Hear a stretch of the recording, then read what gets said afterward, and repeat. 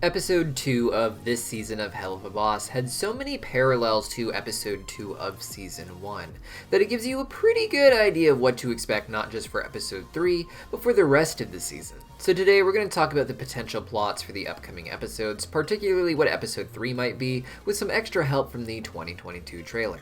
My name is Deepcut. Hit that subscribe button because this is just the beginning of our Halloween lineup. We've got daily Helluva theory and lore vids coming at you with an 8-part series on how the elites rule all of hell, and you really don't want to miss that. Now, episode 2 of season 1 is technically the third episode of the series overall, with the pilot serving as a sort of quasi-canon episode 0. Episode 2 of season 2 mirrored episode 2 of season 1 pretty closely. It was not just a Stolas-focused episode, but an Octavia-focused episode too, one that had a heavy focus on the purple space cosmos and magic, and even ended with a fire as well as a heartfelt connection between Stolas and his daughter as they figure out their ever-changing dynamic in the face of Stella's wrath. Unlike the end of Season 1's Episode 2, where Blitz had more or less abandoned Stolas and his team to duke it out with RoboFizz, this episode showed Blitz dashingly saving Stolas before going off to save both of their daughters.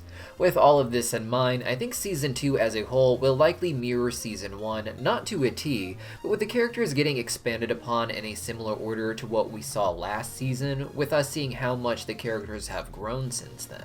This would make Episode 3 have one of two possible focuses. While Episode 3 of Season 1 focused heavily on Verosika, Episode 2 of Season 1 also focused on Fizarolli by way of RoboFizz on top of Stolas and Octavia. Especially after the events of Episode 7, I think a follow-up on Fizarolli and his relationship with Asmodeus is not just likely, but very much needed.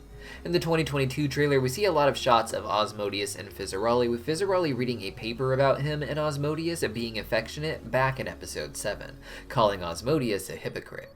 This would be the perfect episode to give some resolution to everything that happened that night, not just between Fizz and Asmodeus, but between Stolas and Blitz as well.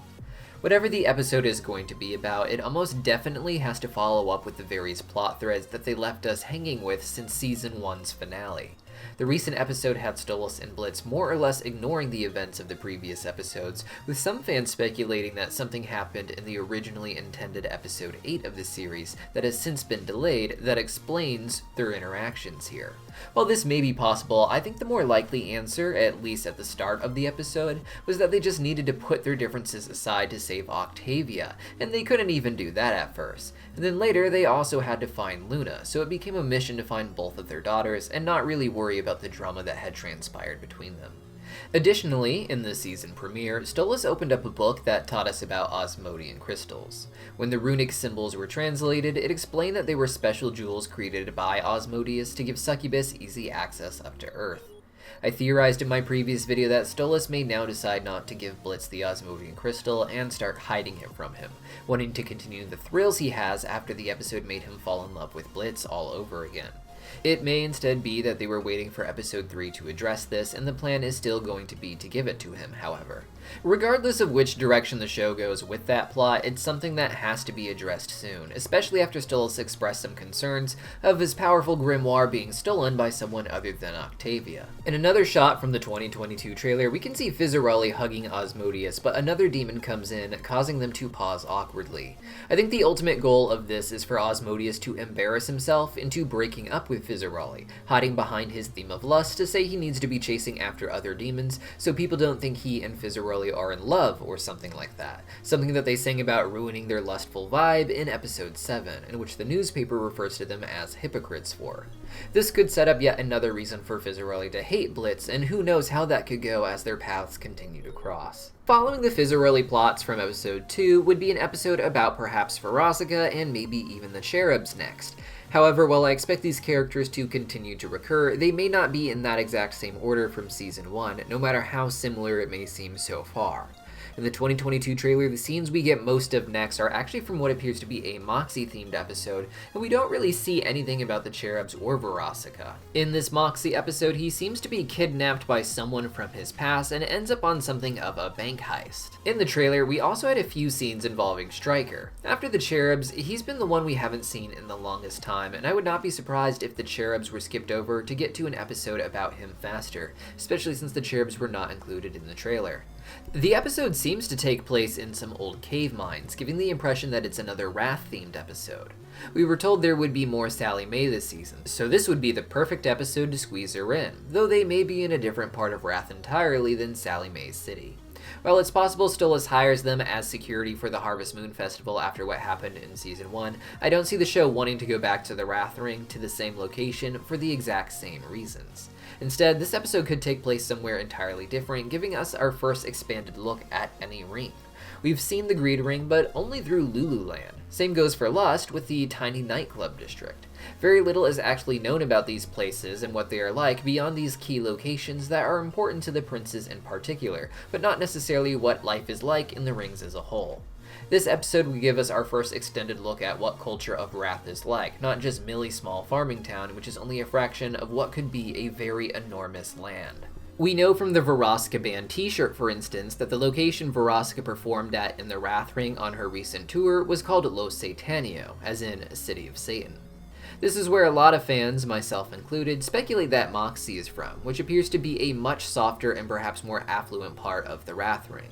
The small, upper class that exist in contrast to the massive imps that serve as Hell's peasant farmers.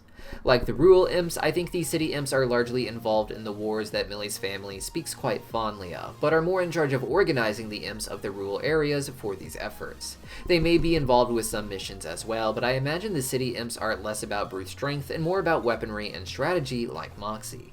The trailer shows Millie and Moxie fighting Stryker in some old mines, which looks pretty epic. These could be connecting the areas between Millie's farm and Los Satanio, and be where Stryker leads the gang after some sort of kidnapping attempt from Stolas.